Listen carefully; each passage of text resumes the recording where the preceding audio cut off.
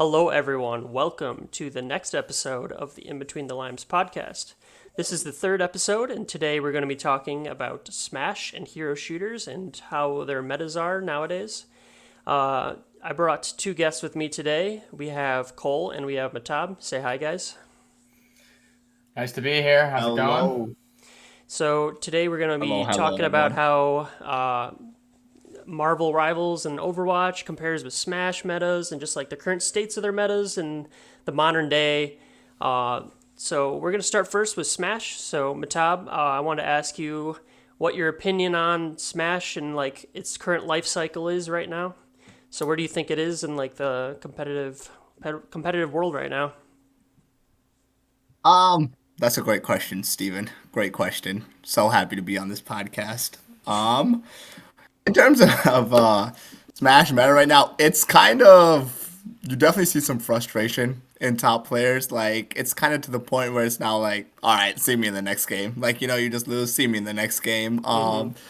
And this is kind of like it's a normal trend. Like I was watching some beloved Tweak Talks, Steven, as you know, my goat, Yep. my hero Tweak, Love tweet talks. and they're talking about how it was like the same thing like when Smash Ultimate got released.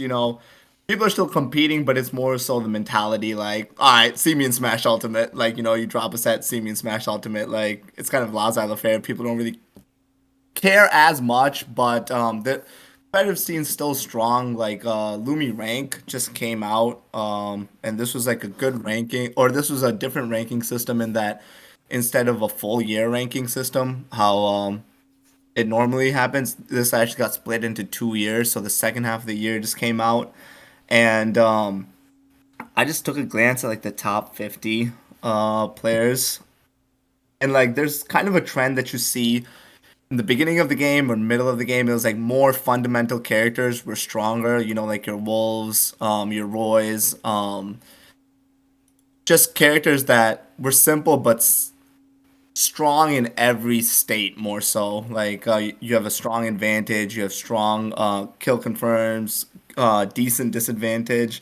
But now looking at like the characters as the game progresses, this like the seventh year of Smash Ultimate, it's kind of to the point where whoever has the best advantage state kind of wins, because basically people are getting so good with their characters 7 years into the game.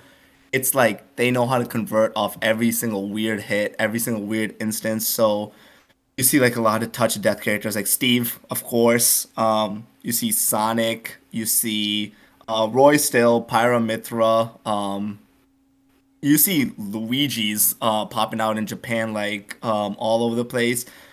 You see like three Falcos in the top 50, which is crazy because like throughout the whole game, like Falco was like the worst spacey. Fox and Wolf were always better than him, and now he's like the most represented in the top 50.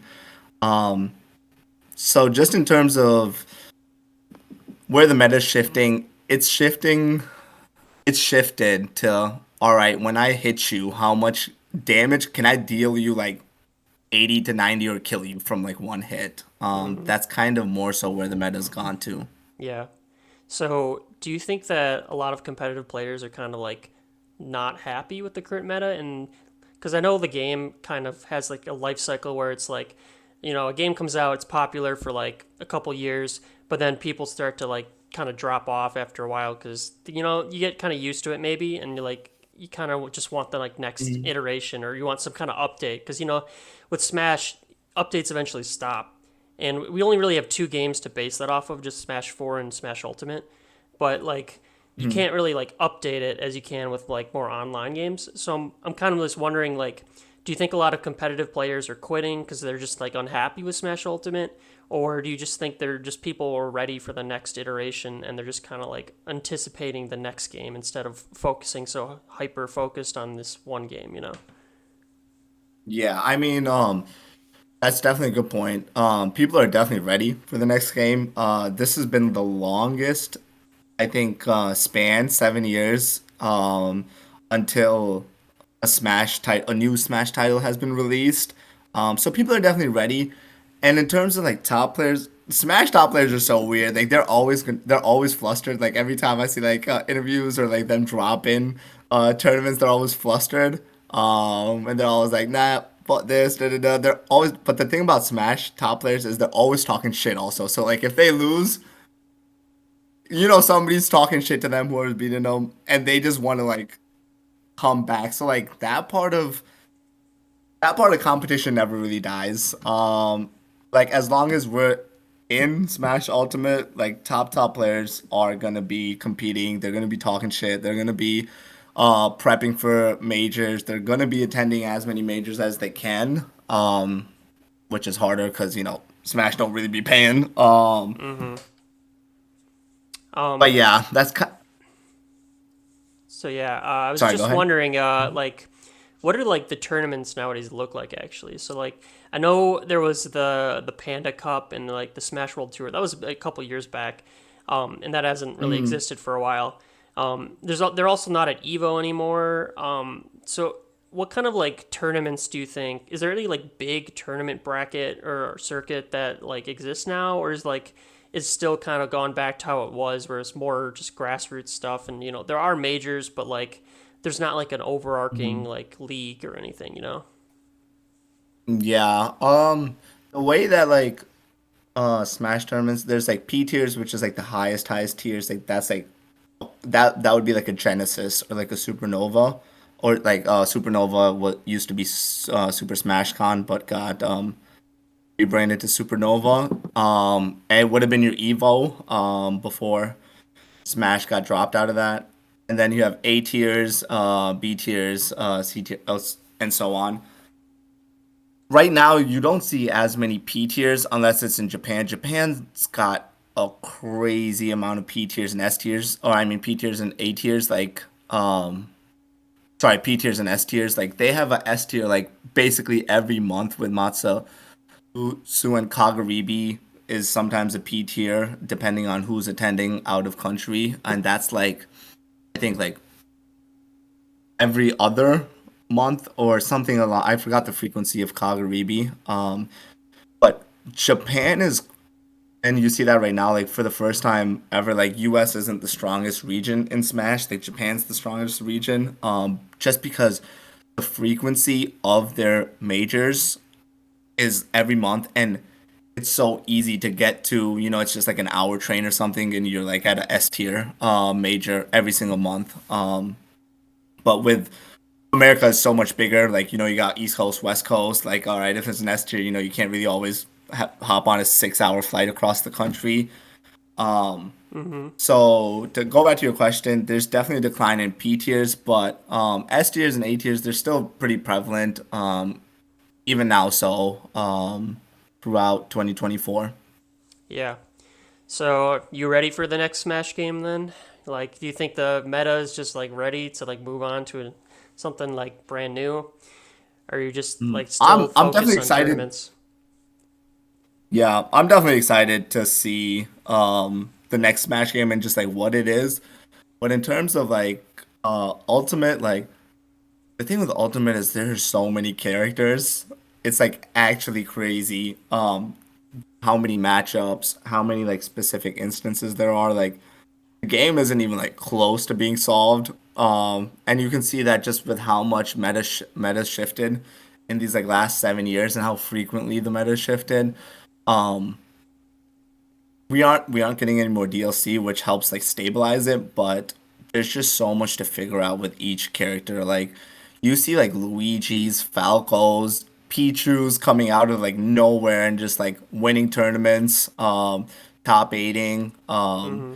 You see Toon Link beating like the best players in the world, like a Toon Link beating Spargo. So it's just so much that can happen in Smash that hasn't happened. So there's still time for that, but I think everyone's ready for the new title because it's like a new Smash game. Who isn't hyped for that? Yeah, yeah, for sure.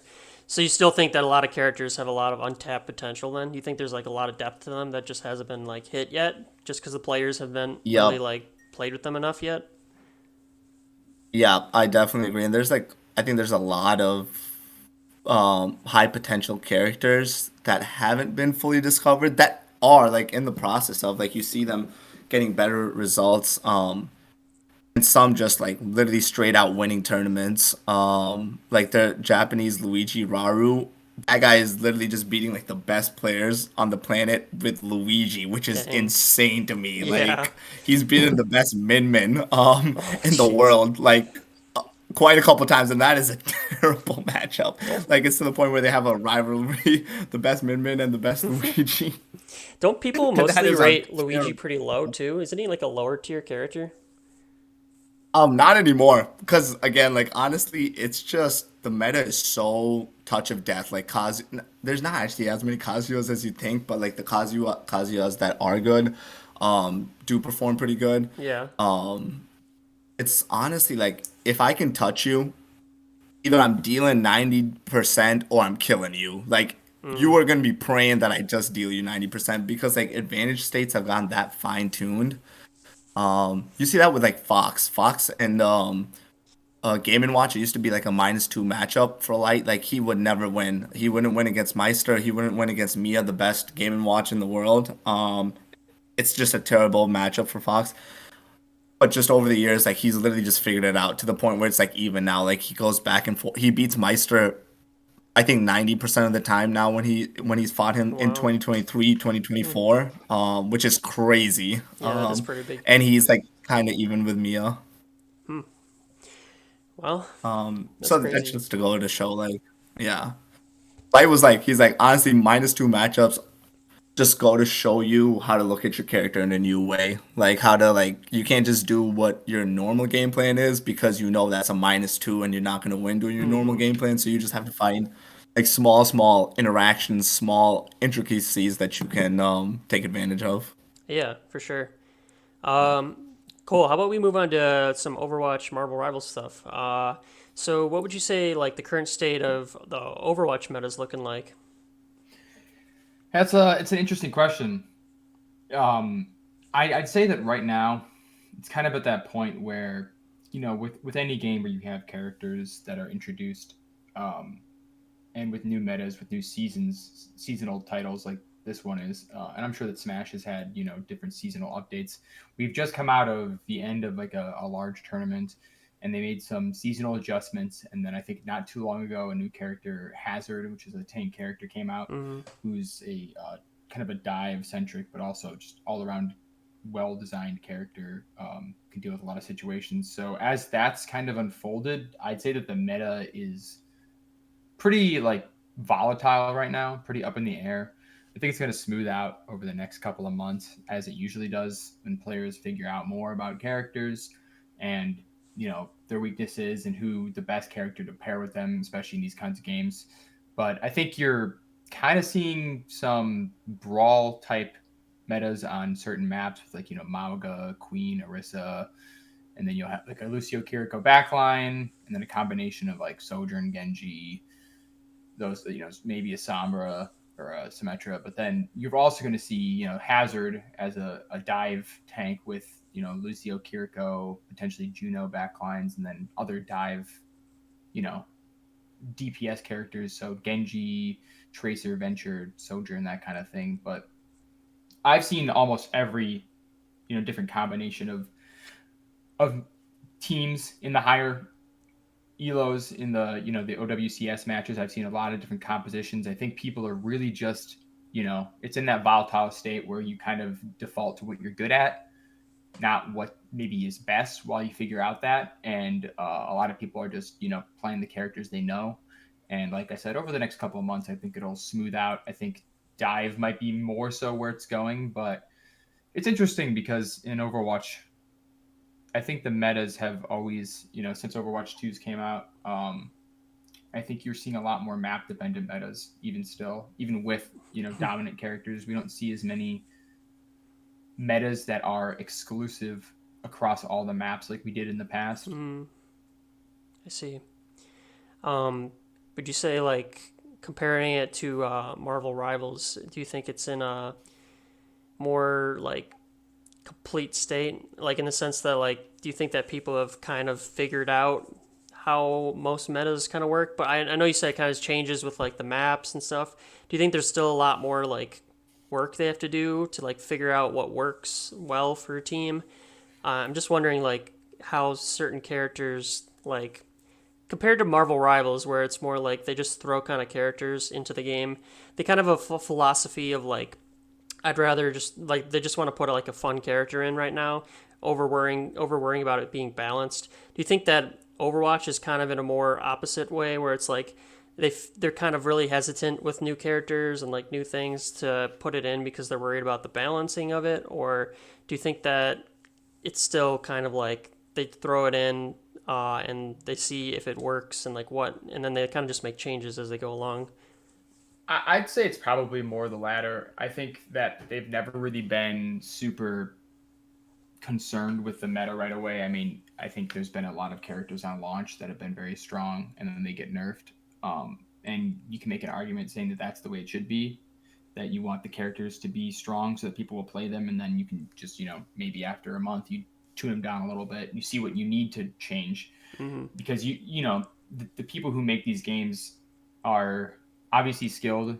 You need to be skilled when you're making a game at the game you're making. Obviously, the more you test it, the more you change things, you get better yourself at doing it. But they're never going to be as skilled as the average player because the average player is playing these games. They're not Yeah. thinking about all the different things, and they're going to be better at characters, and they're going to know more about the matchups and situations than the developers are, because the developers have a lot more to think about besides just the base understanding of how the characters work and how things interact with each other. And I think Overwatch 2 has started to kind of push more towards maybe what we see in Rivals, which is characters with a lot more abilities and more depth to them. So I guess to answer the question of like, do I think that they have it more figured out with like developing and making metas? I think maybe the people who play Overwatch have a deeper understanding of how metas work because they know these characters a lot more than people in Rivals, and a lot of the players of Rivals, they're coming from Overwatch. They're, it's like, I mean, we played Mm-hmm. Overwatch. Yeah. We didn't go into this game blind. When Overwatch 1 came out, I remember there was a time when I was playing the beta and I was like, oh, what? I can like walk through this person's shield, and it was Reinhardt. I'm like, how does any of this work? And then, almost a decade later, you pick up Rivals. It feels like you're just playing a familiar face. I just had a friend pick up Rivals and he was trying to learn how to play, and someone said he was playing Squirrel Girl, and they're like, oh, you're playing Junkrat. He's like, oh, and he said it just clicked for him, Mm-hmm. like when he thought about it that way. But I'd say there's a lot more to learn about Rivals, and I think the metas are yet to be discovered. Still, I think it's only been out for like what 2-3 months at this point, so Yeah. people have an understanding of how the metas work, but the depth of these characters is, I would say, still pretty surface level for most people.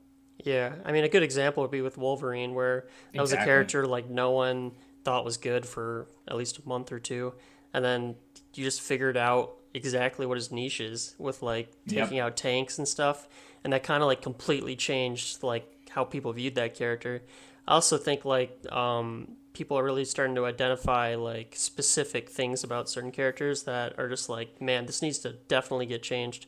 Like I think with Storm is a good example of that, where she's a character that was like considered one of the worst, and then after the season ended and they buffed her, she got to like she's like one of the highest like picked characters I think in competitive or something. Um, Yeah. yeah.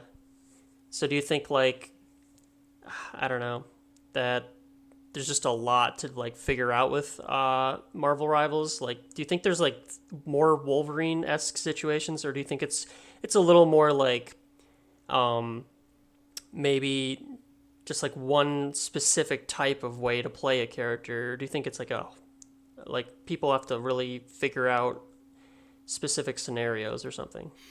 I mean, I think that there's definitely still going to be Wolverine type scenarios that we haven't, uncovered yet. Characters being really good at doing like one thing. I mean, like with I don't even have a specific example of this, but with Mantis being someone who can enable other characters with damage boosts, like I'm sure there's characters that would really shine with that we haven't like fully explored how well they would work with that. Mm-hmm. Or with Doctor Strange and his portals, like who knows what kind of crazy things people can get up to with that. We've seen so many different use cases for that and I think we'll continue to see more as they add more characters as well. But I think the benefit of this game coming out after Overwatch is that we do have, we've scraped off a lot of the surface level for these characters quickly. So obviously, there's still room for anything to grow and for people to understand. Just like what Mehtab was saying with Smash. I mean, Smash has been around since what, 2018. Um, and these characters in these games, obviously, they've changed between iterations of Smash titles, but they've continuously get you know developed and improved upon these players. They take something that they've known for years and they continuously find ways to squeeze extra ounces of skill out of them. So, I mean, I think that there's so much room to grow for these characters in Marvel Rivals. And Mm-hmm. I think that's the same of Overwatch too. But, the problem with that kind of comes down to, whether or not you have a player base that's able to do that because, and I'm sure we'll get into that a little bit later, but Mm-hmm. that's a continuously dwindling player base. People are hopping ship. Yeah, and in regards to that, like, what do you think like the current like tournament like setup is like with Overwatch? I looked a little bit into it because I don't know much about how Overwatch competitive works. I know there's like a ranked mode in the game, but I was kind of curious about like the teams and stuff because I know there's like different like a league with like Houston Outlaws and all these other teams and stuff. I was looking into it and I saw there was like an Overwatch Championship series. Can you tell Yep. me a little bit about that and like how it differs from the Overwatch League? Yeah. So to my understanding, the Overwatch League was funded by Blizzard, and all the teams that were within the Overwatch League were obviously they were owned by companies, but they were funded by the Overwatch League itself. The Overwatch Champions Series, I think, works like most other esport leagues, where these teams are primarily funded by winnings and by just by themselves and through various means of funding. I don't think the actual leagues that they are in provide them too much like base funding. It's mostly just like a situation of you get paid with what you win. Um, I'm sure there's more to it than just that, but definitely the Overwatch League was very much more of an trying to imitate the National Football League or the Major League Baseball League, or the NBA or any of these leagues where the teams are owned by a company, but that company is being funded by the conglomerate corporation that hosts the entire thing. And obviously, that's still true of the Overwatch Champion Series, but I think that these teams have a lot more independence with their own funding. And I believe there's trials too for the teams, so it's not necessarily like in the Overwatch League, Houston Outlaws were always going to be in it. That's never going to change. Mm-hmm. They're there unless they cut down the roster of the teams, which maybe they should have towards the end, but they didn't. But they're never going to just say, and this year we're not having the Houston Outlaws, but that's not true of the Overwatch Champion Series. I believe if teams do not make it past trials, they are not part of this round of matches this season of matches. And I don't know exactly how that's split up among the Overwatch Champion Series. I'd have to look more into that, but I think it's just like different portions of matches that have a final championship or they lead towards a championship. I think they actually might be on their second season and they had the grand finals not too long ago. So this is like a new season of matches. Okay. So they're like all those teams still exist then, right? Like the Houston Outlaws and such. Yeah, stuff like that. That's all like still around. It's just like changed No, how the actually, funding works. no, no. So I mean, the companies might have like for instance the Philadelphia Fusion, who turned into the Soul Infernal. The company who owns them, I believe, still like transferred them to T1, but that team is no longer.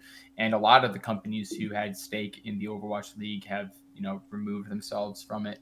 So there's a lot of newer, just smaller teams that have been made by sometimes it's not even a company. I think sometimes it's just a person who owns it. Hmm. But yeah, definitely not to the same level that it was before, where they had larger companies who, typically a lot of these companies that own an esports team will own many in different esports. So T1, I think, has T1 across Valorant, and I think even something in CS:GO as well as Overwatch. So it's not like they're just their only stake is in the Overwatch League, or in this case, the Overwatch Champion Series. Mm-hmm. But yeah, no, a lot of those teams just fizzled away after the Overwatch League went away.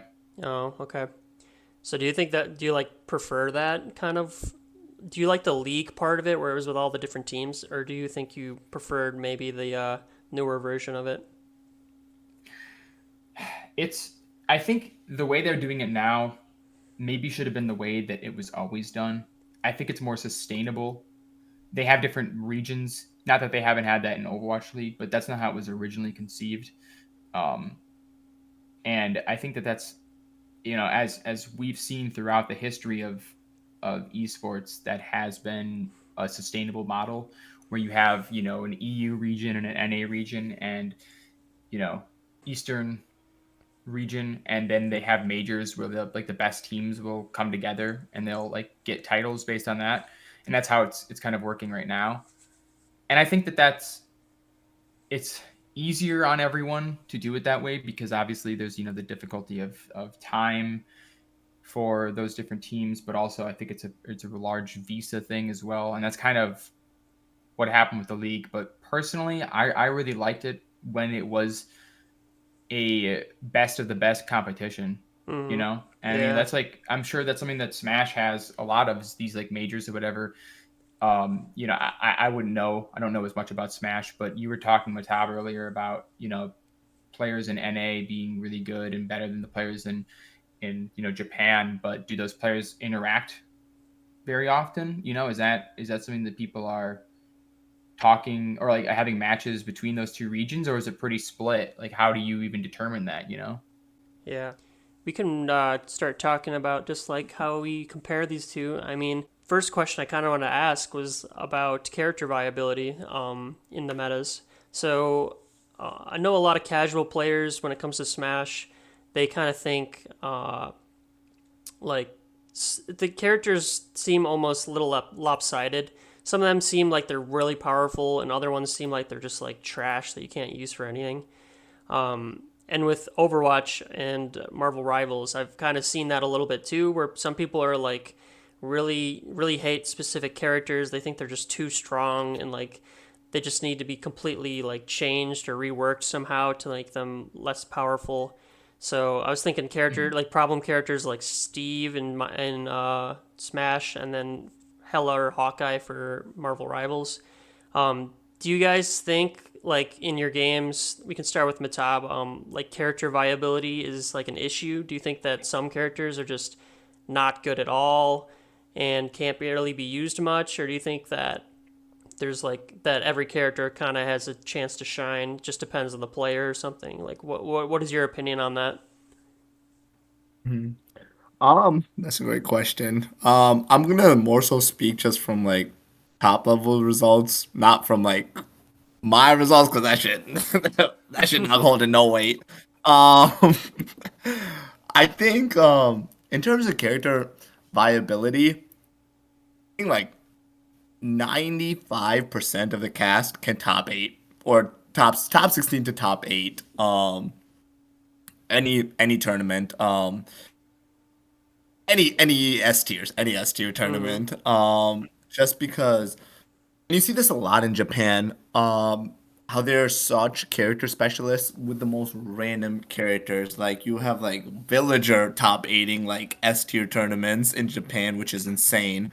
Um, in terms of, I think Ultimate is honestly a really it's a pretty balanced game in that if you want to do it with a certain character, 95% of the time you can top eight. And I'm saying top eight, not win, but top eight in itself is insanely hard to do. Like the jump from just getting ninth at these S tier tournaments to getting eight is like a roadblock players face for like a whole year, sometimes more, like where they're like they're really good players, they're respected within the community, and they're entering these major tournaments, and they're just capping at like nine. They just can't break into the top eight. So that is like a really hard subset to do even more than once.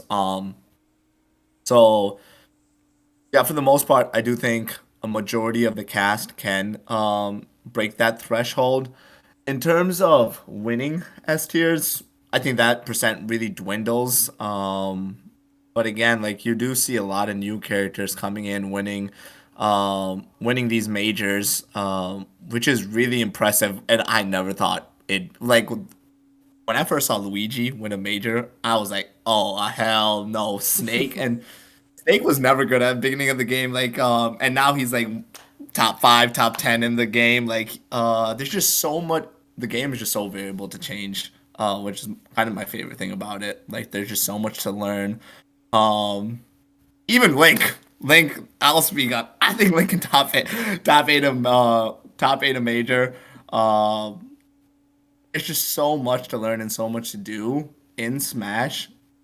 But you definitely have your roadblocks. You definitely are gonna have your Steves in bracket. Mm-hmm. You're definitely gonna have your Min Mins in bracket. Kind of what breaks it down is most characters can do it, but what really like pushes you past top eight is like, okay, can your character beat Steve? Can your character beat Sonic? Yeah. Can your character beat Aegis? Like, how does your Mm-hmm. because you are gonna run into those in bracket. So it's kind of like how does your character deal with normal roadblock characters. And those would be like roadblock characters like Steve, Kazuya, Min Min, Snake, Sonic, Aegis, um, Roy even. Yeah. And you handle that because you are gonna run into it. Okay. Yeah, that makes sense. I mean, how do you view like buffing and nerfing characters like Steve and like all those like top characters? Do you think that it's better to? I've kind of wondered this a lot, and I've kind of seen a lot of people talk about this and discuss like the best way to do it. But like, what's Mhm. your opinion on the buff versus nerf kind of philosophy, where it's like either you buff the burst characters or you nerf the top characters? Do you think that like there's an advantage to doing one over the other, or do you think that there's just like a better way to do it? In terms of getting it more balanced, the thing with worst characters is more so it's worst characters are kind of determined by matchup spread. And there isn't that much representation of worst characters. Like you're gonna see a lot more and of course it's natural. I'm not saying it should be the other way. It's natural you're gonna see a lot more like Jokers, a lot more Steves, Sonics, like characters that are gonna win. Because they just have fundamentally better tools. Um, so those characters are a lot more figured out, and it's a lot easier to say like, okay, this character is good because it beats this matchup. Mm-hmm. Like worst characters don't really have that exploration, where it's like, okay, they're bad in this matchup, they're bad in this matchup, they're good in this matchup. Um, because it's like lower level players piloting that character. So in terms of buffing and nerfing, it gets kind of weird because the way I see it is either you want to buff but for the bad characters, what's really, really bad about them. So like say Lil Mac is a tried and true example, or Ganondorf, their recoveries are just dog awful. Like Mm-hmm. Lil Mac even is better, okay? I think we give Lil Mac too much slack by saying his recovery's awful. It ain't that bad, okay? I see some peanut Yeah, he's done clips. some crazy All right, stuff. some crazy. I'm like, how is this guy recovering deeper than Link? What the No hell? way. Yeah, no, on God, on God. There's like, I'll send you some peanut clips, like just this peanut highlight reel. I'm like, on God, I hate this character. Um, That's crazy. so it's in terms of like buffing, I would like to see them.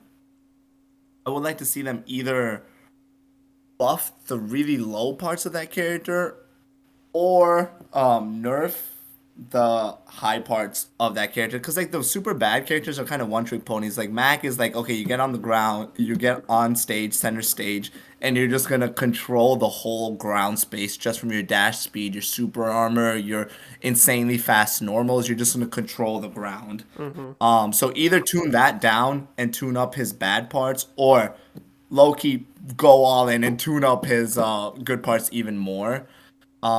But again, that gets kind of dangerous because that could just be opening up a hole. You saw that kind of with Incineroar buffs, like when he first got buffed. Just his normals, like his down tilt, his F tilt, his super armor on the side B.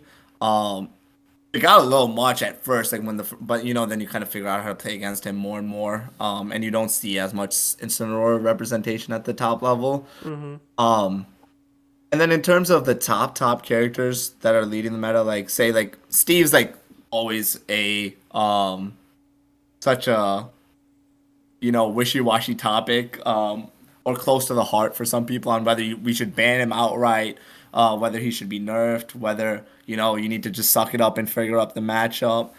For me, I haven't had too much experience fighting Steve in tournament, so I'm just gonna kind of speak from uh, dude. I play Steve online. I'd be cooking fools for like a good 5-6 games, right? I run into a Steve. It looked like I don't even know how to play the damn game. I'm like lost. So is he just like Ah, way better than all the other characters' kits? Do you think he just like dominates like over everyone else's game plans? think of it like this, like what other character can change terrain? That in itself is insane. Like For a platform like fighter, built, yeah. you have like 150, yeah, 150, 160%. I'm about to die, right? Let me just build a wall behind myself that I can tech and then reverse the opponent for winning advantage. Like I'm punishing you for picking the right option. And That's how many the only characters in that's my least Smash, favorite part like about the game. how many characters in that game use the specific layout of the map to their advantage? Imagine changing that up on them. Yeah, exactly. So that's like insane to me.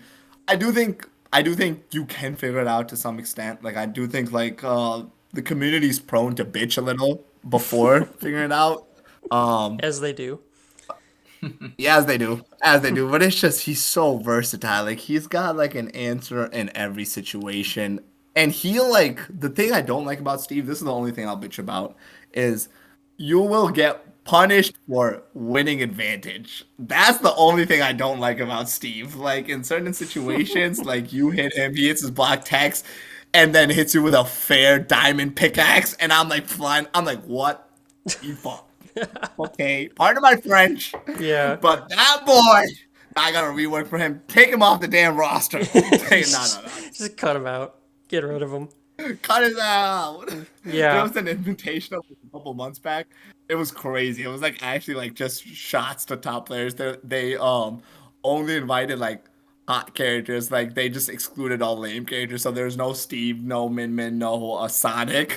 And they're like jokers, like foxes. Don't even get me started on Fox. Fox, I know he looks cool.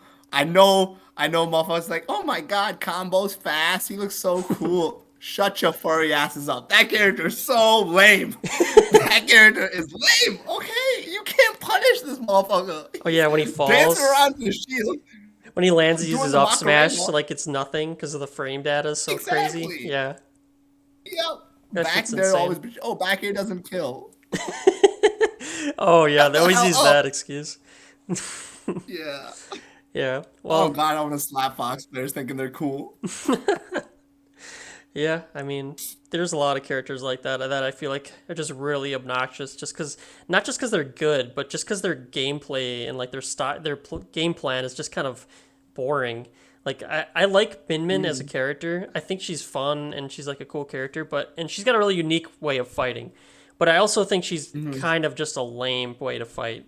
But I'm still gonna use it. Like, why would I not? Why would you not take Yeah, tools offered to you by the game to play that way? seriously.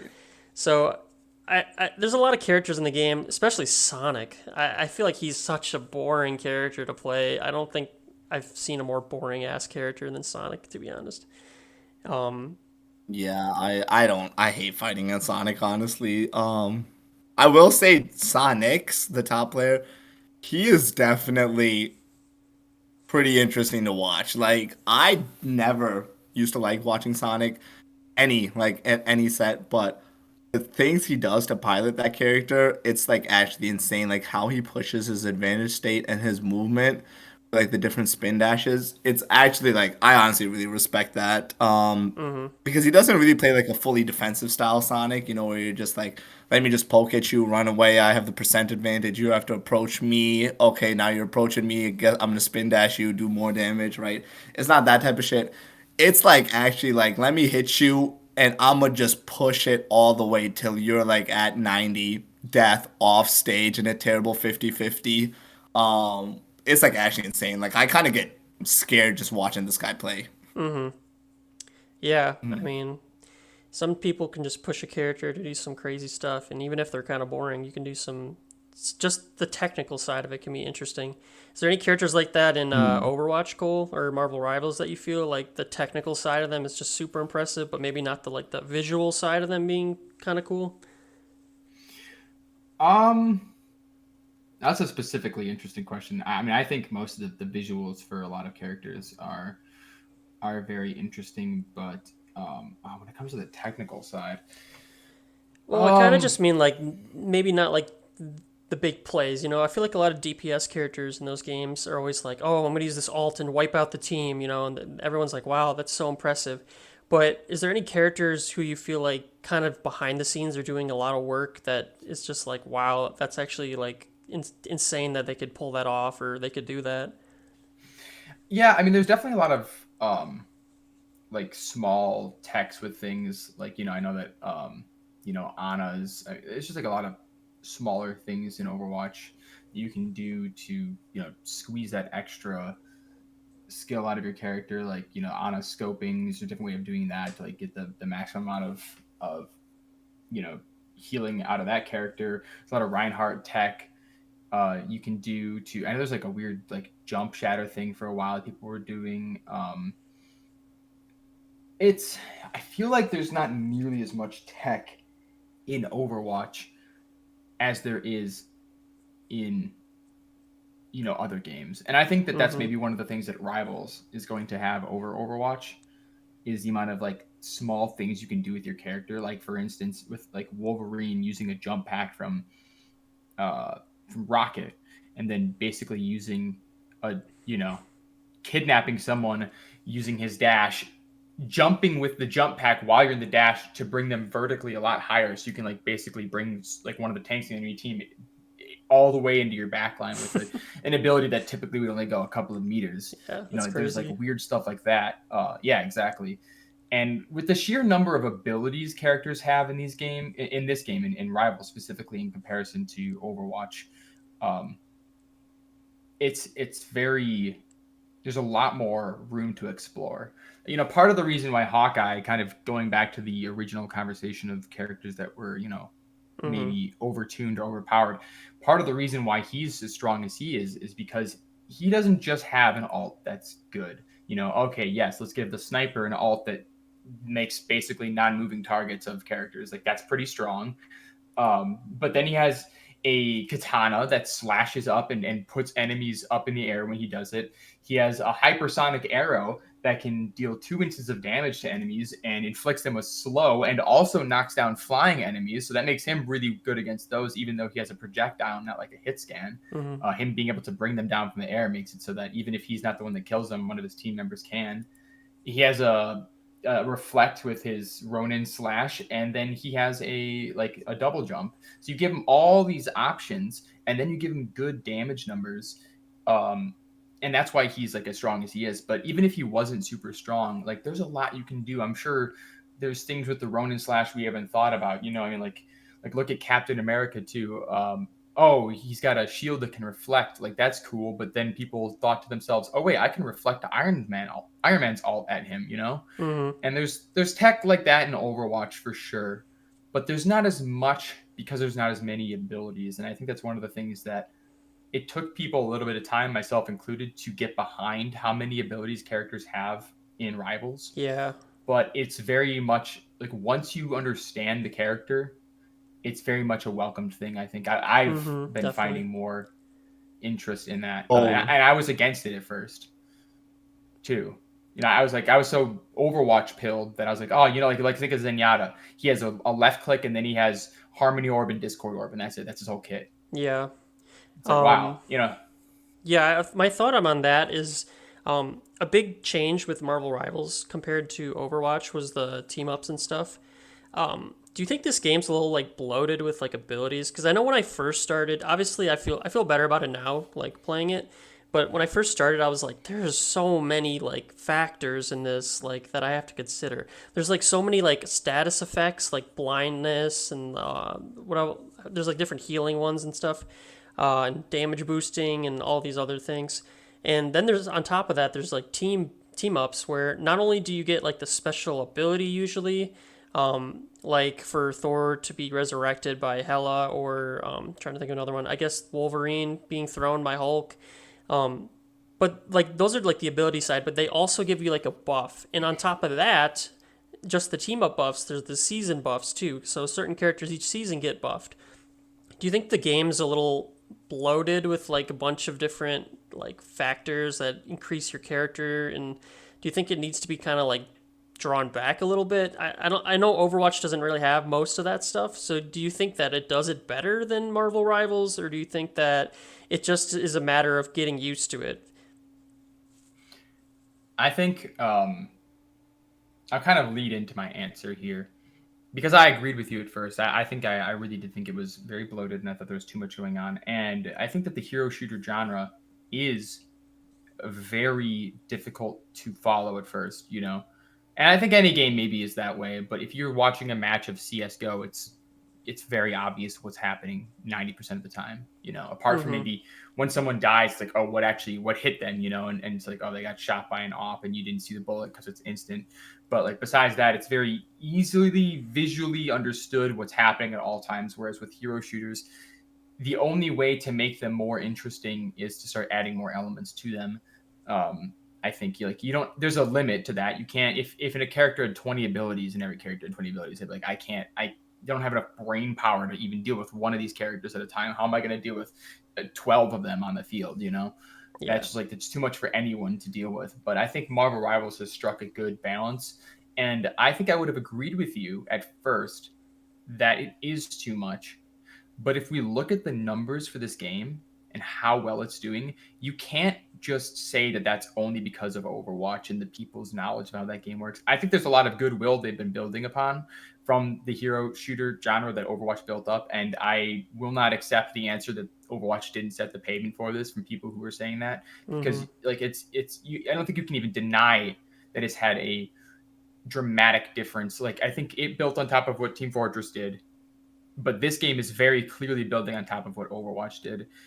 And I think obviously the gaming community's had almost a decade now to ruminate with how this game plays. And, you know, even if you don't like Overwatch or the hero shooter genre, you've seen how it works and you know the general idea is, you know, it's like a neutral fight with your abilities. And then, you know, you build up to these ultimates. And then there's like, you know, that own kind of mental game of using ultimates and such. But I don't think it's gone too far.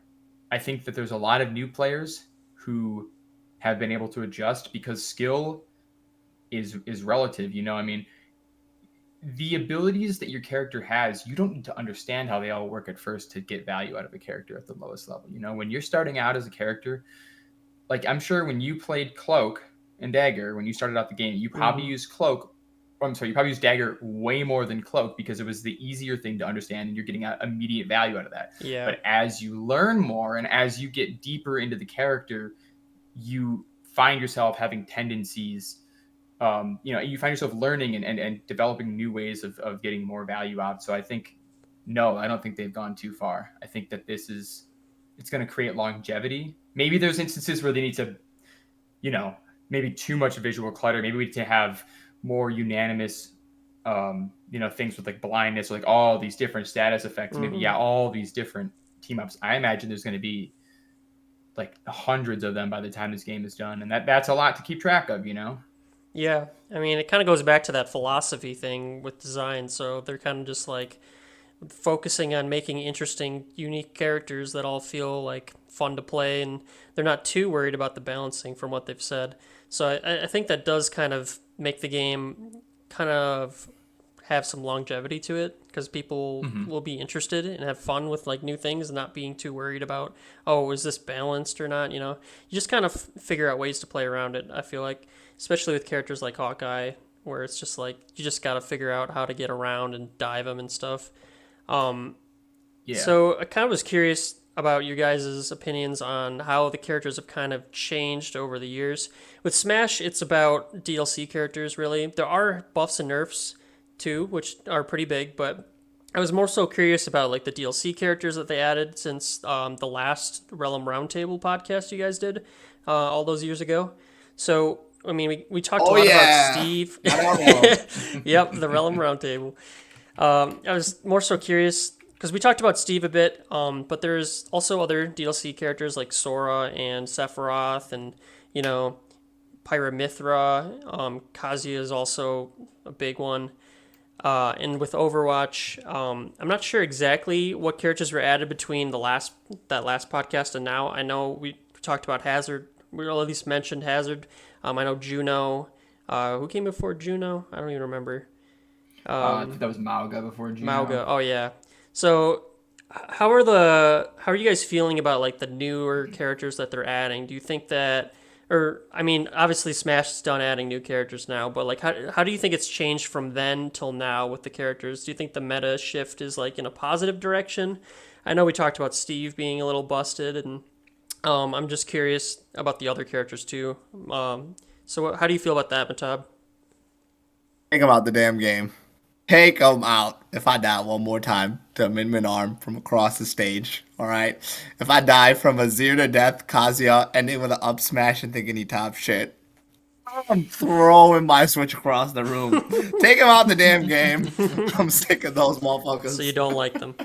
You hate them. No, I'm kidding. I'm kidding. I'm being dramatic here. I do Yeah. like them. And I do like fighting. One thing I've realized is fighting Steve and Kazuya, especially Kazuya and Steve.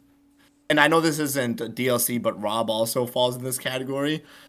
Those three characters, after I fight them, like, and we're just running games back and forth, back and forth. I'm getting my ass kicked. I'm kicking a little ass.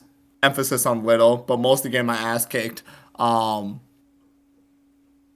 it like improves the base level or like my game plan for Link so much to a point where I'm playing against other characters and I just feel how like clean my movement is, how much better my decision making is. Like I can't just be throwing out boomer or like when I'm fighting Steve, Kazuya, and Rob especially, you can't just be like throwing out boomerangs all the time. You can't just be throwing out like bad nairs that they can parry and convert 90% off that.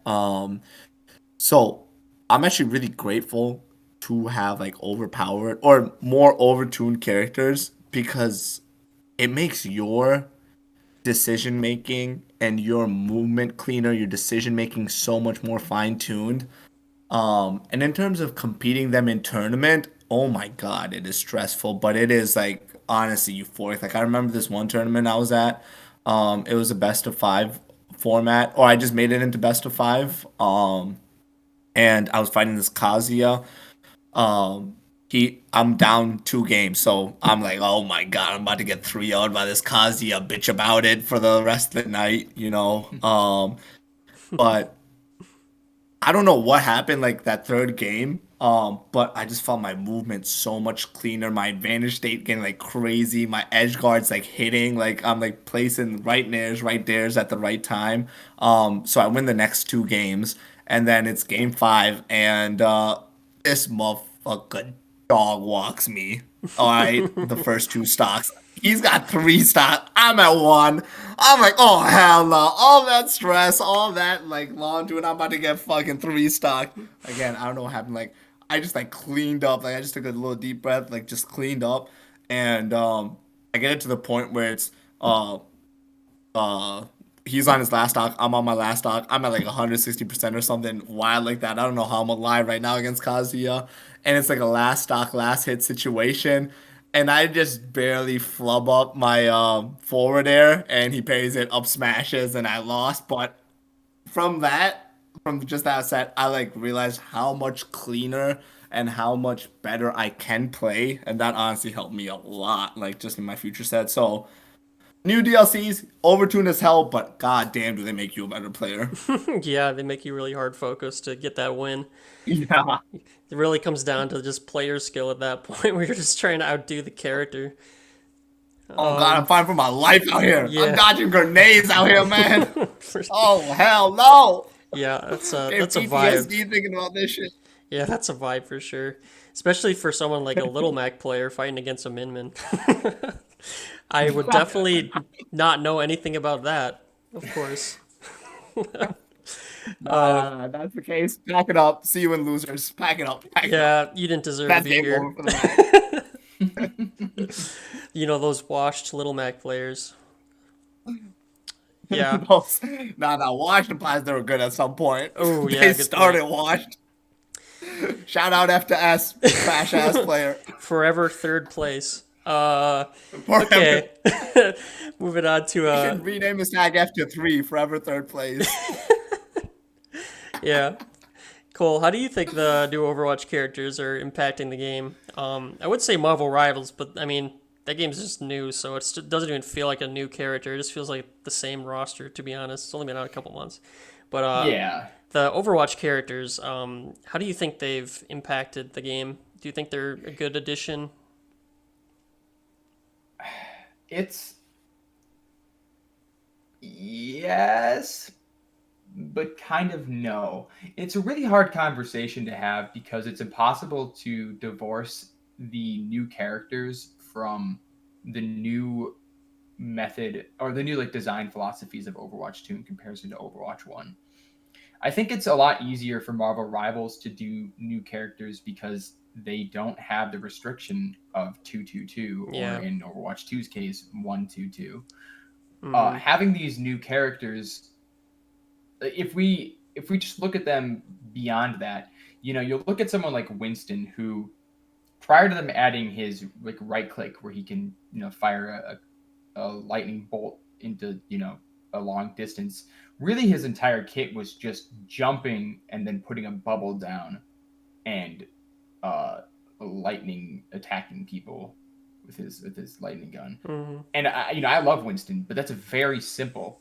You look at someone like Junker Queen. She's got her scatter gun. She's got a jagged blade which you can throw into someone, and it deals healing, it deals damage, which also like procs her healing passive. She can heal people around her, and you can also pull someone back with the jagged blade, but you could decide to keep it in them to do the healing over time because once you pull it back, then it doesn't do that anymore. And then she's got a commanding shout, which gives her health and makes everyone around her move faster. And then she's got her axe, which also procs her healing.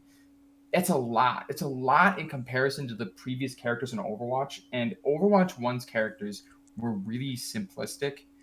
And whether or not that's a good thing, I think we've started to realize maybe it's not because, and I think the developers have realized that they don't work in the current system of design because they're changing characters.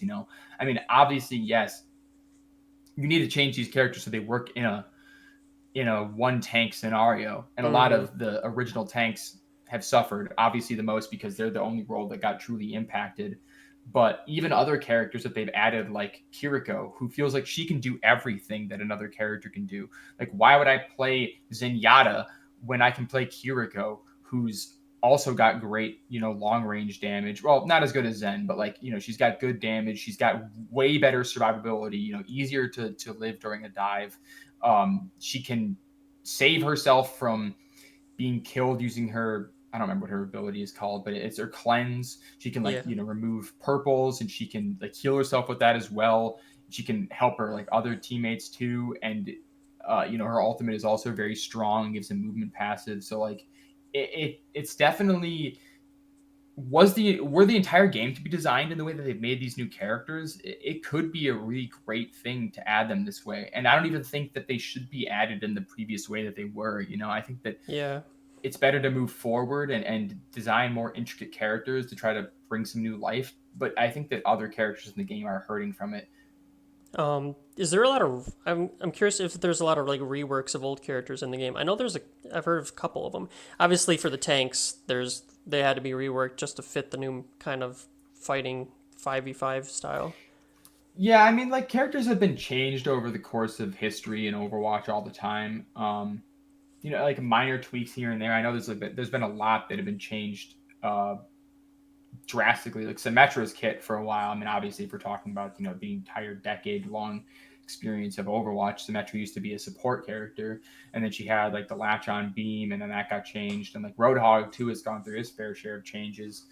So they've all had. There's been a decent amount of character tweaks and modifications. I don't know if I'd go as far as to say there's been, or like actually no, I would.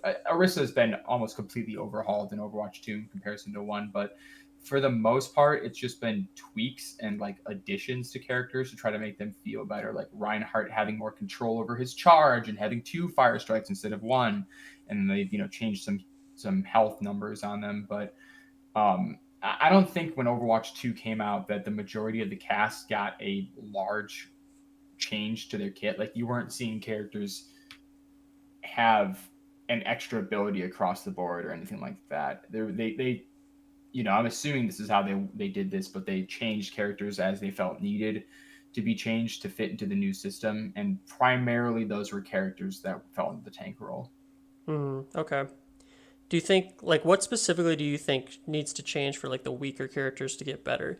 Do you think it's adding more abilities, or do you just think it's, like, they just need to become, like, have a major rework or something to, like, kind of modernize them? I think it's really hard for Overwatch to change some of these characters, because saying weaker characters is kind of a difficult thing. I mean, even still, even the characters that do have kits that aren't as unique as other characters. Like, I mean, like let's take Lucio for an example. Lucio has, I mean, I'm gonna check just to verify that I'm not talking out of my ass here, but he's got a pretty like decent amount of stuff going on. He's got, his obviously his primary fire, but then he's got, the crossfade changing between healing and damage. He's got his amp, and he's got Soundwave boop. But then he also has a wall ride. So like even from the get-go, he's been a kind of complex character. And I think that shows because over the course of the game's meta across the decade-long journey we've been on, he has been like, I don't know what the numbers are, but he has to be up there as like either the most played character in like competitive metas or in the top 5. He's so good that like you don't really need to change his kit. But then, kind of talking about other characters like Mercy, you've made someone who's so specifically built to work one way that you can't really change anything about her that won't either make her overpowered or stay the same or even underpowered. And I think that's probably the main problem with Overwatch in comparison to Rivals. A lot of the characters are designed in a way that is very intended for one purpose. And that's the reason I think that we have so many metas defined, like poke meta and brawl and dive, because these characters are really good at doing one thing. And changing that would mean like ripping them of their identity. So I don't know if there is necessarily a solution to the problem, because that's what they're meant to do. And that's not that Rivals doesn't have that as well, but kind of with some of those other characters. Like I've seen Widows play Widow like she's a frontliner in Rivals because she has abilities that let her do that. Now that's a little insane, but I've seen people do it. Well, yeah, she's got that you could kicking do that move. in Overwatch, but she's got that melee kick move as exactly, one of her abilities. It's like they designed her to be a melee character or like a close range character, but she's also a sniper. Yeah, and then gave her a sniper. Yeah, I don't know. I don't know what their intent was that. Yeah, well, she's a weird example, but I think there's a lot more wiggle room with the characters in Rivals because of how many abilities they have, where you can tweak things about them and make them, more accessible for more scenarios. Like balancing them is easier, but with the limited number of things, like I don't really know how you make Pharah a more well-rounded character without making her horrendous to play against for characters that don't have aerial damage, and also without stripping her of what makes her Pharah. You don't want to change all these characters to be slight variations of other characters, but at the same time, some of them feel so one-dimensional that it's hard to, play them in other circumstances. Something we were kind of talking about way earlier that Mehtab was saying for, the roster of Smash and how well balanced it was, that you can play any character and you can make them get into top 8, I think is the term he used. It's a lot harder to do that with a game that's so dependent on team compositions, especially when it's forced, where you can't just change how a character works, because that changes how other characters work too, in like a roundabout way. Yeah. If you buff one character, that doesn't just buff that character. Like a good example is if you buff a dive character, like if you change Winston's health from 600 to 800, okay, well now Winston's way easier to live, but that doesn't mean that Winston's the only character that's impacted by that. That means that if your supports can't live from his dive, they're not viable anymore. You need to play someone who can live. So you have to play supports that are good, at dealing with dive, Lucio or Kiriko, but more prominently like Ana or Brig, and then that also, okay, let's make it easier for them to kill those characters. Let's play some dive DPS too. So like it's all a big cyclical thing. I know it's a little off topic, but Mm-hmm. it's a hard thing to do, man. It's not an easy thing to balance. And I'm sure Smash has its fair share of complications too with the sheer size of its roster, but at least it's 1v1s. Yeah, it's a Yeah, lot it's a more lot player easier. based. Yeah, it's also Mm. like how well you can utilize the tools you're given in Smash, whereas Overwatch is like, oh, this character being buffed means that I can just like do this thing. I was Mm-hmm. thinking about this in regards to rivals though, just like we were talking about earlier. There's so many like abilities and like team ups and like buffs that you get from just the season. So Mm-hmm. I was thinking like how difficult do you think it is to buff a character in that scenario? Because if you buff one, it might make it too good, just given the like sheer number of like different things that you have to consider. Do you think it's? I mean, we don't really know how they've only like buffed a couple of characters and nerfed a couple of characters. They haven't really done any major changes. Do you think it's difficult to like do that? You're saying it's difficult to, Like buff or nerf? balance Yeah. buffing and nerfing. Just given with all the Um, abilities and stuff. I think it's easy to make a character really strong. Um, I think it's a little too early to tell how badly the metas can be shaken up by these team ups. We don't have that many team ups right now, Mm-hmm. but the team ups have brought characters from, you know, low tier to high tier. I wouldn't say Iron Man was a low tier character. I'd say he's probably a mid tier character. But when you have Hulk on the field with him, he is instantly like way better character Yeah, in the higher ranks. totally. That his sheer damage output becomes a lot more lethal, and it's making a character that's already strong with Doctor Strange.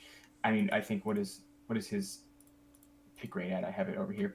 Doctor Strange in Grandmaster and above has a 34% pick rate with a 51% win rate, and that's 7% more pick rate than the next highest character, and only a 2% difference in win rate. He's getting picked a lot, and he's winning a lot, and he benefits from that Hulk team up. He's already a Yeah. character that is unanimously agreed upon to probably be the best tank, and you're giving him more resources, more damage output with, I think you're changing his full charge. I don't know what his magic burst is called when he's got the charge bar he Yeah. gets when he deals damage. But I think that the number difference is with the gamma team up, your each hit point for that burst goes from 1 to a 1.4. So if you can do 100 damage at the top, you're dealing 140 now.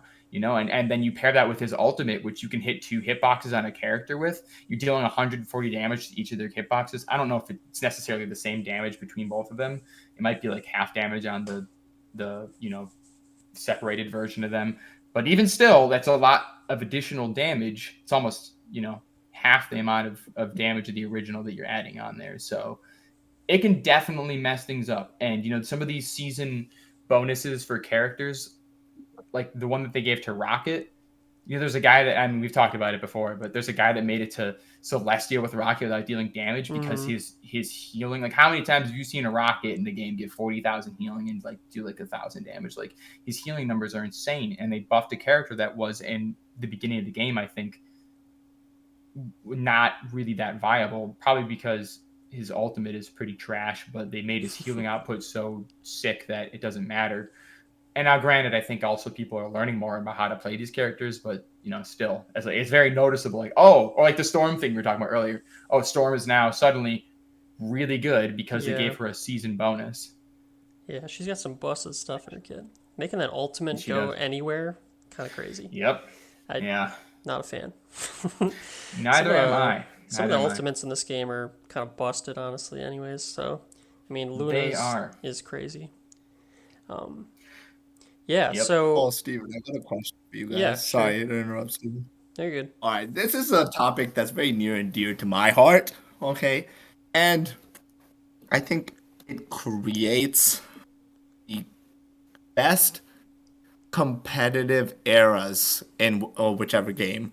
I think it creates the best storylines. I think it creates the best community involvement, and I think it creates the best top player participation.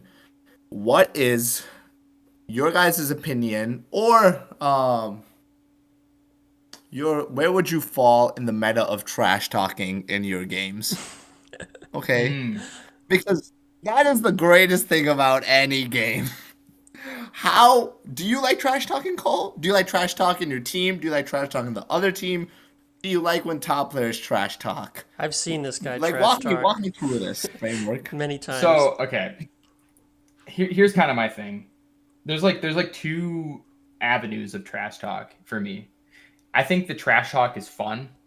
I don't do it as much as most people do, but I definitely have like, when I play fucking Groot, I'll say I'm number one NA Groot, and then when I win the match, I say I am Groot in all chat like every time. Um, and that's like not really trash talk, but it's like what I'm doing, or like I've definitely have trash Roland. talk, probably more in Rivals than I did in Overwatch, to be honest. Uh-huh. And I think it's fun, and I think you should never take that away from people. I think it builds storylines between people, just like you were saying. Some of the best, like one of my favorite moments in the Overwatch League was I was watching one of my favorite teams, or not it was my favorite team. It was the Philadelphia Fusion, and it was this player named Carpe, who is probably my favorite player in the Overwatch League. And they're beating this other team, and he just every time he killed someone, or he was playing Torb, and he would kill a guy and he would say sit as Torb. But then also during the match, he killed someone and just posted a link to his YouTube channel in there. And like it's just great. Like there's a lot of fun, but people get really upset sometimes about trash talk, particularly because it's their favorite team, or it's the other person they're losing. Obviously, they don't feel great about it, but I don't think Yeah. you should remove it from any game. But I think the only thing I don't like is when people like build their personality around trash talking, but they don't, like, they always use trash talk and like crapping on other people. It's more like less about trash talking someone, it's more about like complaining about their team members, but not using their like the experience of a match to learn and how they can play better. Like they use trash talk as a way to remove themselves from blame. Like Mm-hmm. Oh yeah, obviously we those are some lost bitch this ass match dudes. because X thing happened. That wasn't something I did. Like, oh, this healer Yeah. was trash, so I'm gonna trash talk them the whole game rather than I'm gonna throw the game because I know like they're playing so bad that like I'm not to blame because they're playing so horribly. I'm just gonna shit talk them, and then like it wasn't my fault we lost. It was clearly this person, but like that's where I don't like it, and that's not really what you're talking about. But I think No, some I get what people you mean. That's a bitch Mm-hmm. right there. Yeah, I totally agree. That sounds like they like use Striker Z trash for talk as a real. defense mechanism to like cover up their own faults. Like they use it as cope pretty much, Yeah. and that's where I don't like Mhm. it. As someone who's played both Smash a lot and Marvel Rivals a lot and a little bit of Overwatch, I feel like the big difference with the trash talk is that in Smash, when people get angry at the game, they start blaming the game and they start throwing their controllers. Or in Marvel Rivals, when they start getting angry about the game, they just start blaming everyone else but themselves most of the Mm-hmm. time. And it's really frustrating when I'm like in quick play trying a new character and someone's just like, "Wow, you're the worst blank character ever. Can you just actually do something or swap?" I'm like, dude, it's quick play. Who cares? Like this is where you're supposed to be Play, testing yeah. your characters out. This is where you're getting practice to get better. Why are you getting so angry? But it's not like this was a one-time thing. I see this all the time, constantly. And when Marvel Rivals first came out, I was actually kind of impressed because barely anyone was trash talking in that first like month of playing. At least that matches I played. So it kind of became more of a after the game kind of developed and people kind of understood characters better, then people started getting really kind of toxic about it, and it's kind of frustrating. But at the end of the day, I completely agree with what your like original question about like, does it help the community or like increase like build on what storylines exist? Yeah, I think it's definitely something you need to be able to do, just because it makes people like interested to see the outcome like from the outside perspective. But as a Oh player, yeah. it's kind of annoying and like just frustrating, and I think it can affect your mental state too while you're playing, because you're gonna get more frustrated if someone's constantly yelling at you like do this, do this, do this. In Marvel Rivals, in Smash, it's more like if you're messing up Damn, I and talk shit. I gotta they're back it up talking now. shit, you'll either get so angry that you'll start doing stupid things that you shouldn't be doing, or Yeah. you're just gonna start like going like, oh, I'm just gonna lose anyways, whatever. Like just get angry and like upset. So I think it's to a point it's fine, but I don't know. Smash players get a little too emotional sometimes, and Marvel Rival Yeah. players get a little too like, I don't know. I'm better than you, you know. Yeah. I think one point I on think that. casual. Oh, sorry, you Right. go, Mehtab. Sorry. Go ahead. No, No, you're go good, ahead, you're good. Cole. I Okay, think I'll go next. Okay, go This ahead. is awkward. Okay, let's start with Nah, Cole. that's you. That's you. Let's That's start you. with Cole. That's you. Guy with the dog profile. That's you. Okay. All I was gonna say is that I think that people can't like turn off the switch, and that's probably the biggest problem I've seen. Is I think it's all it's all fun in games, right? You're trying to get under the other person's skin in Smash, I think, because you're playing right next to the guy, I love that I'm shit. like same thing with with Overwatch or anything like that. You're talking trash, but once the game is done, I've always been a person like once the game is done, it's GG's, man. Like good game. You played well, whether you won or lost. You got to have that respect for the other person. That's how I try to play. I try to play like a respectful person. Obviously, you slip sometimes. Everyone slips. It's easy to do it, but like I try to uphold, like GG's, man. Like especially if it's a competitive game. Like okay, if they beat me, obviously, I could have played better. And if we won, they still put up, they're still good players. Usually, if you're in the same rank as someone, there's a reason for that.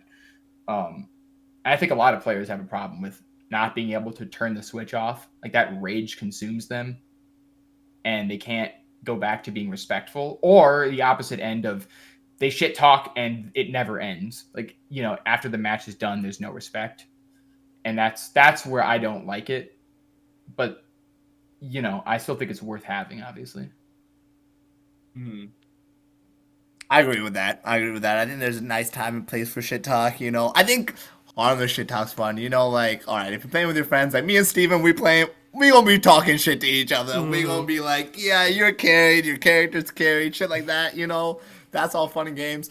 I think when it comes to competition, like I don't be talking shit when I'm competing, like in actual tournaments. I'm like, nah. I think that's like Steven, like you said, like Smash players are more emotional.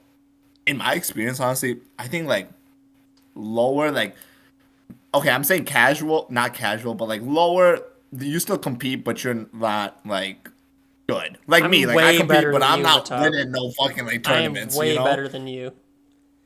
You're number Okay, two. You're number you two. were I'm literally my number son. one. We already That discussed boy, this. Let's pick up the that boy tournament with stats. the green line on his profile screen, he cannot Whoa. guard me. We He don't need to bring cannot up the guard tournament. me. No, we don't need to bring up that tournament. No. I lost because I wanted to let Matawa win that one. Oh, okay. Yeah. Oh, you do that quite a bit. Stop. Quite a pattern for you. I hate you. Yeah. It's okay, number two. Don't you worry. Keep it pushing. But I think people who compete at a lower level on a regular basis, they're definitely more emotional. In my experience, like top players, they be talking shit, they be getting shit talked, but they take it like champs, and I love to see that shit. Like, I'll give you a little example. Like, Tweak, he's like, MK Leo had just lost to a Kirby, Jay Jenna, and next week on the podcast, Tweak's like, you ain't never seeing me lose to a Kirby in tournament. Like, he's like, I will never lose to Kirby. Like, Kirby ain't never beaten me in its life. And just like 2, 3 weeks ago, there was a major in which that same Kirby beat Tweak, MK Leo, like went on a crazy run, and just next week on the podcast, Tweak's like, you ain't never seen me lose to Kirby again. Starting now, you're just talking shit, but it's like just fun, like Yeah. Light calling Spargo the best player in the world, his son. Like he's like, that's my son. I taught him everything he knows. Jeez. The best player in the world. Shit like that, Yeah, It's always fun, like, it's like create storylines. yeah, it's funny and it like makes you like want to see the outcome of their shit talking. You want to see Yeah, them go it against each makes other and you. whatnot. Yeah. Can you imagine how many Another thing, people this were isn't. posting about that guy losing Kirby after he lost? Like, I bet everyone was like up in his chat the moment he went back to Yeah, Smash. Yeah. everyone's spamming that clip. Exactly. Yeah. That's the thing. This isn't Smash or Overwatch or Rivals related, but like just take basketball. For an example, like basketball got so much shit talking at the top level, and I love it. Like Anthony Edwards, he is like one of the most fun players to watch just because he's so explosive, and he be talking so much shit. He be Mm-hmm. talking. He said to LeBron James's son, Bronny James, like he playing for the Lakers, Bronny James, after his first game against Anthony Edwards' team, the Timberwolves, he said to LeBron James's son, "You ain't even gotta hit the showers after this game. Don't worry about that." 'Cause he didn't do anything for the game. That's Dang, crazy. cheap. Dude. Shit like that creates storylines. Like that creates like, damn, what's LeBron gonna do? Yeah. You want to see the answer back to it. Imagine. Yeah.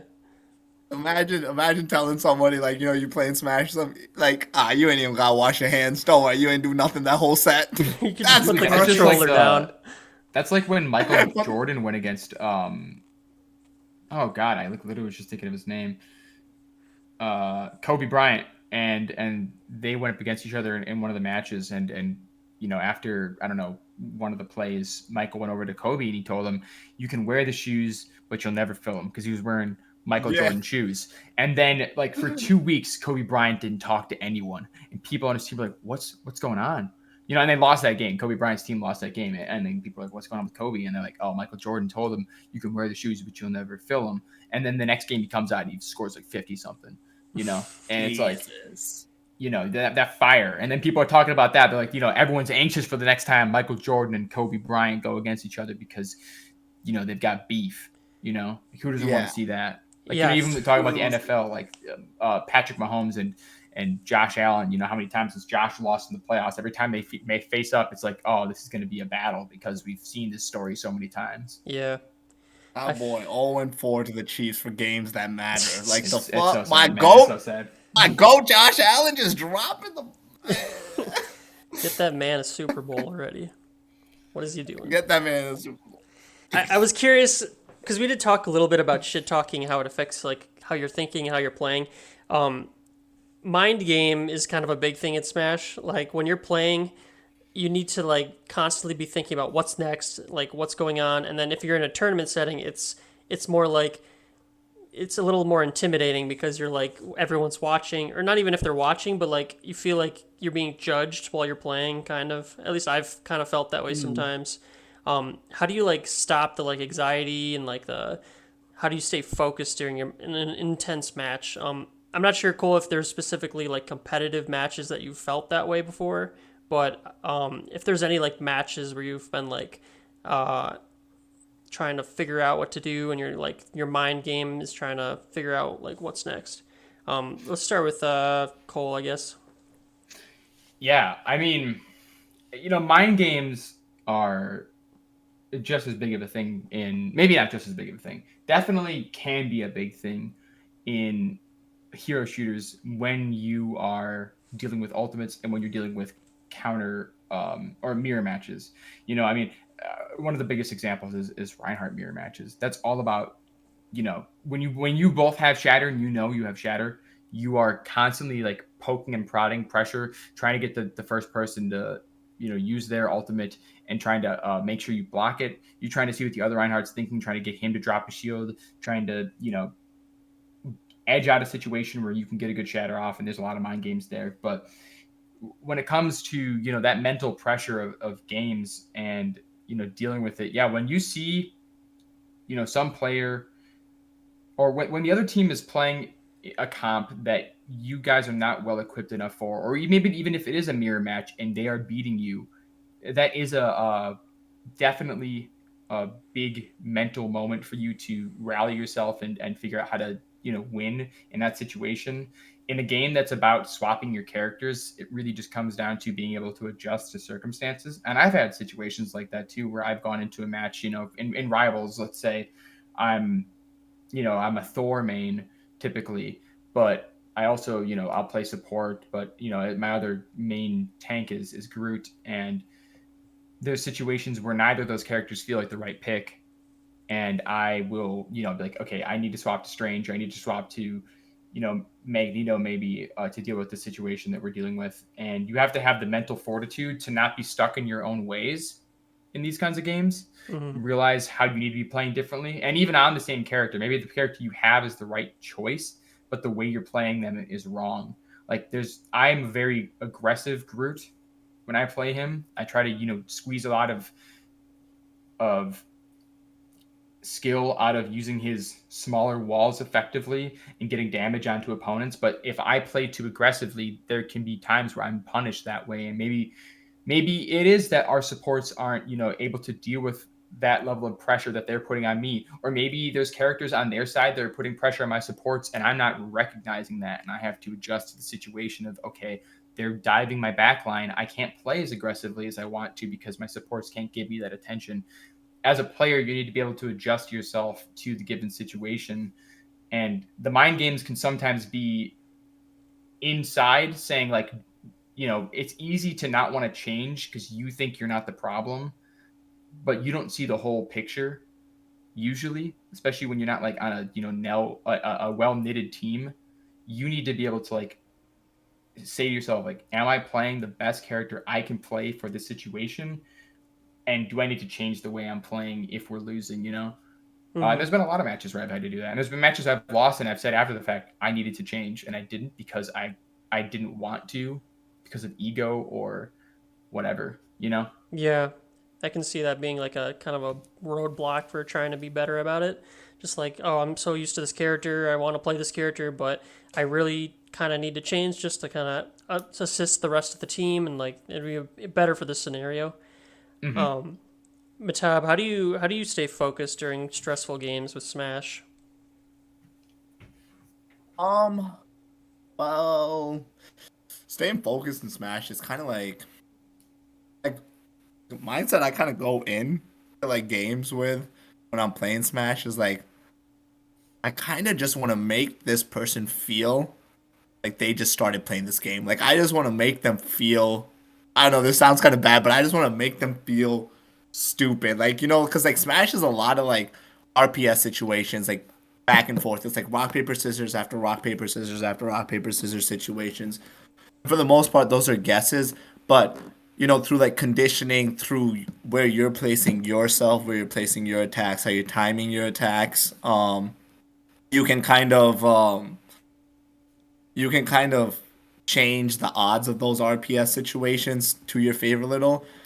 And like if you just keep making the person feel like, oh my god, I'm guessing wrong, it honestly just snowballs. And that's like something I've realized when I'm running somebody over. It's not that I'm choosing the right option every single time. It's more so like the opponent feels like they're choosing the right option every wrong option every time. And I've definitely felt that when I'm getting run over. So I've always kind of wanted to encapsulate that like with how I move, with how I play. Like when I'm playing Link, um, it's a lot of like set play the first and second stock. Like, okay, I'm gonna prod him with boomerangs, nairs, catch his jumps with fairs, do some weird bomb shit. That's gonna be safe on shield. And it's a lot of set play in that regard. And then the third stock, I kind of like changing timings, changing approaches, so that they just feel that they're guessing wrong like the whole rest of the set. Um, but in terms of staying focused, like one thing I've that's really helped me, and I kind of only do this like when I go down like one stock and they still have three. I realized like I've mounted like a lot of like reverse three comebacks just doing this. I literally just take one single deep breath and I literally just I'm like, all right, let's lock in. Like, Yeah. put the music up like one notch up. I'm like, all right, lean forward a little, one deep breath. I'm like, all right, let's show these motherfuckers who Link is. Like the fuck. Um, and then yeah, a lot of reverse threes from that, which has really really helped me. Just that deep breath. I don't know what it is about that, but it's like I'm either taking you to one stock or I'm winning the game. Okay, the fuck, I'm not getting embarrassed like this. Yeah, I can see that. Yeah. Um, how have you been like competitively? Because I know since the Rellim Roundtable, you said, "Oh, I'm a mid-level player. I'm trying to get better and like get ranked and stuff." I Yeah, did pull up your stats here on PG Stats. Uh, yeah, no, yeah. how's it Keep that looking, tucked Mehtab? away. I haven't seen you enter too many tournaments recently. Last one was The in competitive play. June.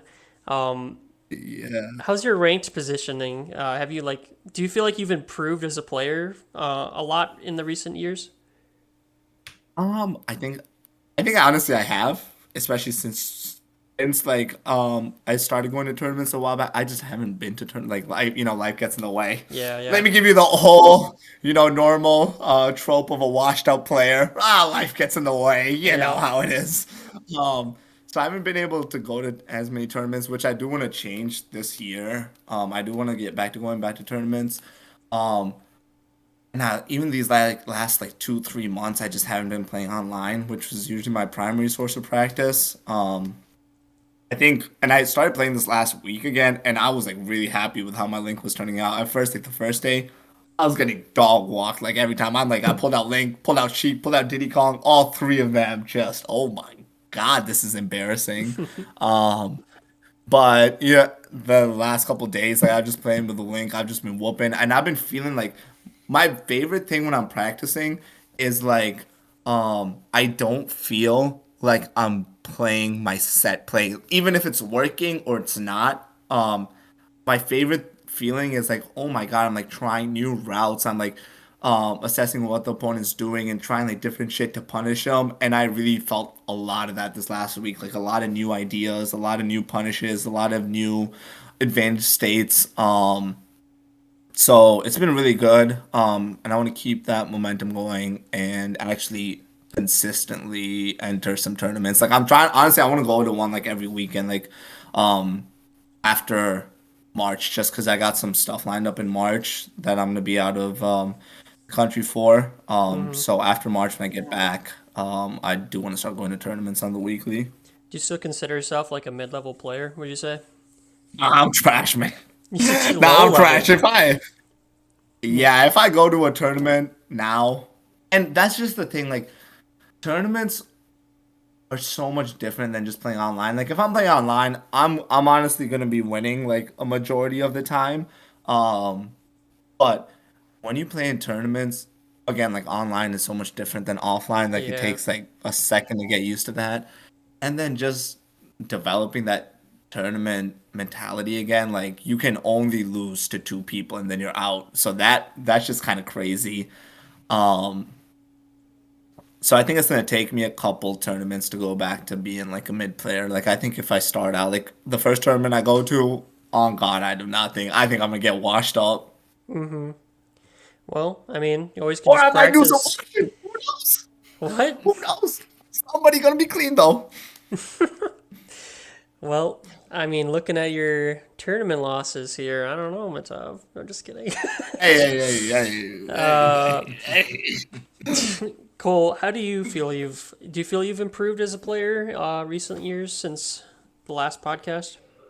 Well, as an Overwatch player, I've most certainly gone into the gutter. Yeah, But as a hero shooter player, I think, I mean, I probably, if I had to say like skill wise, like raw mechanical skill, probably gone down just because I don't have as much time to commit to it as I used to when I played Overwatch a lot. Like, if I'm just comparing where I think I would or should be at Rivals, considering how new it is to, where I might be at the peak of my Overwatch career. I've definitely gone down in mechanical skill, but where I think I've gone down maybe in that respect, I probably have continuously evolved in a couple ways that maybe are even unrelated to the game itself. But I think confidence and level headedness are something that I've continuously built upon in these kinds of games where I'm not afraid to, you know, think of myself as a better like person than someone else. And before I think I was always, I'm like, okay, I'm as good as I am, and like all I need to think about is, being better than I can be, and like that's still a thing. But also like sometimes, having that dog in you, letting that dog out sometimes, being Yeah. like, I I'm miss better than that. this person. I'm better than you, man. And I'm gonna I miss prove that. to you that I'm better than you. Yeah. Um, like that side of it is something I didn't really have as much before, but as I've continually played, like sometimes you need that. Sometimes you need to have that, like, that fire that lets you come back into a match and say like, no, I'm not losing this. I'm not Hmm. gonna let myself be deterred by us losing, because I know I'm skilled enough to do, like, to win. And that perspective on things, I think I've gotten better at, because you think you need that. Like, to be a competitor, you have to think You you're gotta good be that enough. guy. Yeah. Exactly. You gotta be Yeah. that guy. And I think playing You're as a not one of these tank, sorry ass players like Strike a Z. You that guy. You can come back from Whoa. this. whoa, Whoa. You not I, sorry, Cole. I think being a tank main, honestly, in that way, like, kind of like, I think the most impactful role in any team shooter is always probably going to be the DPS. But when you are a tank, you feel like the team You're holding the team together. lives and dies Hmm. by you. Like, you are you're the atlas and the team is the world. Yeah. Like, if you fall, the team will also fall. And like, typically speaking, if you lose your tank, that is going to be the case. And now, granted, if you have, like, your best DPS, so like obviously the supports, it's like, it's a machine. You lose one part, you lose probably, typically I think most rounds that have the first pick on one side, the other team wins. Like, that's just how it goes, unless ultimates are part of the mix. Like, neutrals, you'll lose if one person goes down. But as a tank main, you kind of have to have that big dog energy against the other person, because if you don't, they'll run you over. Yeah. I do think with both games and just competitive games in general, confidence is one of the biggest things that kind of changes from a low level player to like a high level player. Like if you're more confident in what you're doing, and even if you're not doing the right thing in the moment, knowing that you can bring it around and not just like giving up is kind of a big deal in these games. What do you guys think? And this is going to be my final question for you guys today. What do you think sets the world's best apart from like the like top players? I'm saying like the best like top five, or I mean, I guess in Marvel Rivals would be like top 500 players. What do you think is like the gap between that and like whatever's below it? So like what do you need to do to get to that top level? We can start with Mehtab. That's a good question, Steven. And honestly, I think it's like you gotta develop that like killer edge. Like you look at like MK in his prime, and motherfuckers were literally scared of this dude. Like there's like a there's like a thing in Smash where it's called top player buff, and MK had that to the point where they literally called it the Leo buff, where you fight against this dude and you would literally play different from how you normally play because you're like, oh my god, I'm fighting Leo, like he's gonna know this, or like, oh my god, he's gonna punish me for this. So you literally fight different, and in that you're literally playing worse than your normal skill level just because you're scared. So like you look at like Zero in Smash 4, you look at like Mango in Melee, like all of them just have that killer edge where they can just flip a switch, like MK Leo, game four. Like that's literally the thing, game four Leo. Like, oh my god, you're up 2 games on Leo. That's literally the worst. That's literally the worst place you could be in a set. Up two Mm-hmm. games on this player. Yeah. Because just statistically how much he's come back from those situations. I think when Cole was talking about like, you just put that helmet on, like you're that guy, you're confident in yourself, Yeah. you know like how far, how much you've practiced, you can do it.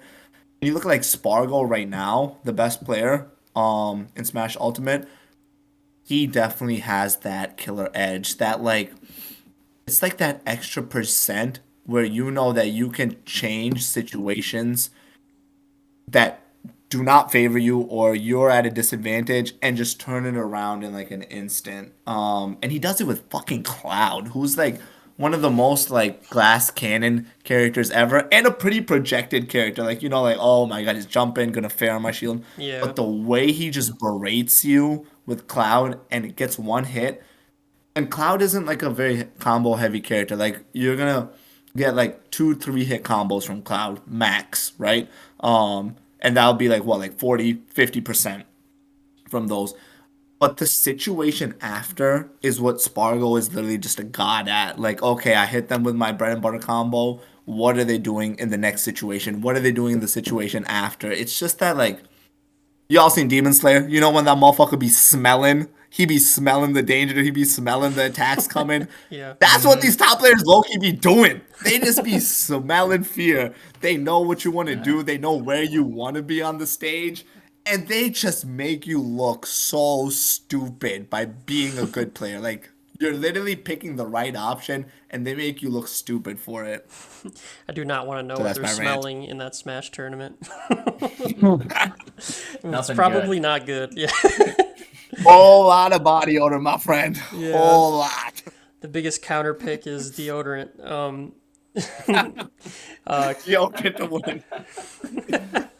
Cole, how about you? Yeah, no, I think I was gonna come in here with a different take, and I honestly I think what Mehtab is saying is like half of it. You know, they the top percent is obviously better. They got the better mental. They can smell the blood in the water. They've got the killer instinct. Mm-hmm. But one of the things they have that a lot of players don't is just like sheer consistency, man. You know, you look at any competitive sport, and the reason players are the best of the best is because they don't falter in front of the moment. You know, they don't let there's no too big of a stage. They are always going to perform. And there's players you'll see in any competitive thing where they'll have, someone will play a really good game against a top player and you'll say, wow, they played out of their mind today. But for the top level players, that's just a normal Tuesday. The only thing you're ever going to hear is they played, like this was an off day for them. This was an off game. Otherwise, it's like the expectation is the ceiling because they're just so consistent. They're just that good all the time. Everyone's had a game where they're like, damn, I played out of my mind today. And then the next game they play like shit. And they're like, I don't get it. I don't know. And you're always going to have that fluctuation. But the best players just make that gap for the worst that they'll play and the best that they'll play a lot smaller than the other players, I feel. And that's what sets them apart to me. Like what Mehtab said, they've got that killer instinct, but they're always going to perform. They're always going to put out, as you expect them to, and then even more so sometimes. And I think that goes kind of along with their work ethic. I think that to be the best, you've got to put in more time. You've got to, dedicate yourselves to that. And you have to believe you are the best player. Not that you can be the best, not that you could beat the best. You have to say, I am the best. And then you back that up with consistency. Mm-hmm. That is a really good point, Cole. Like consistency, I definitely feel is the number one in making like just separating the number one from top players. Like you go to an event, yeah, there's a ton of top players around your skill level, or maybe even on some days better than you. But god damn, you're just that guy. Mm-hmm. Exactly. Yeah. It's like, like not to talk about, other things too much, but, look at a player like Jordan Love in the NFL this year. Really good last year. People were calling him one of the best this year. This year comes in very inconsistent. But you damn know well that when Patrick Mahomes gets into the playoffs, he's going to play well. Like, you could say whatever you want narratively about him for the rest of the year. I'm gonna say but something. once he gets into those big moments, it's not too big.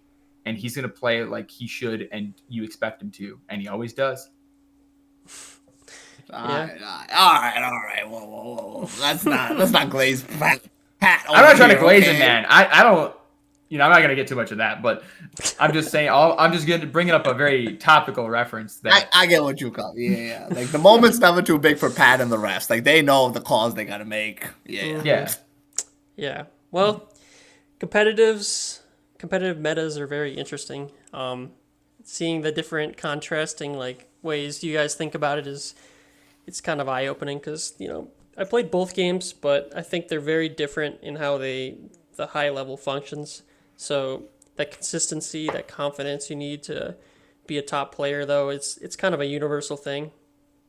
Um, what do you guys think? Just for like the final thoughts, what do you guys see in the future of each of your metas? So, Matab, what do you think the future of Smash is looking like? Are you excited for the next game? It's And a it's a I'll what? see you in Smash 6 type of game. Yeah, It's a I'll yeah. see you in the next Smash game. You just ready for the next one already? Yeah, I love Smash Ultimate. Don't get me wrong. Honestly, I love this game. I love playing it. I still love playing it. But I'm just so excited to even see what. It's just that mystery of what it's gonna be. Is it gonna be the same as Ultimate? Is it gonna be a completely different game? Like, I feel like a little boy right before Christmas. A white boy before Christmas, not an Indian kid. Indian kid before Christmas, it's just another day. But y'all get what I'm saying. Yeah. Y'all get it. Yeah. A Okay. white kid. Yeah. Cole, what do you think? Future of Marvel Rivals, probably, and I think the future is bright for them. I think they've got it all ahead of them. I'm excited to see how they're going to navigate the problems that Overwatch 2 had. And maybe, if we're trying to be a little positive here, maybe Overwatch 2 will end with a little bit more upside. I think it is probably going to, the longevity of that game is not forever, especially with Marvel Rivals, but I think that they can both push each other to be better, and I'm excited to see how that turns out. yeah, it's an exciting future. Well, I'm gonna wrap it up here. Thanks, guys, for coming on and talking. And we'll see you later. Thanks for Bye. having us. Hey, thanks, Mr. Lam. I appreciate you. Thank you, Mr. Rellim. Y'all are amazing. Thank you. Bye.